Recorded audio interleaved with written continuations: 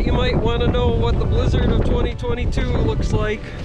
So it's living up to the hype. Just out for a little walk in the neighborhood. Show you what it looks like.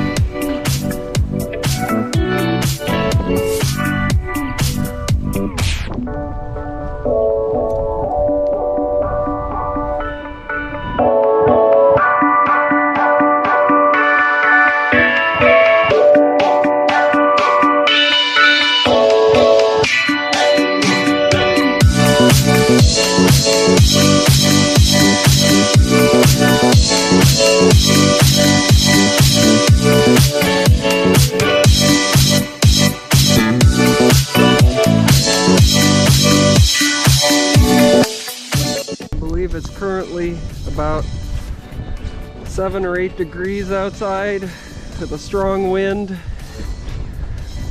It's definitely a good day to stay inside and don't go anywhere.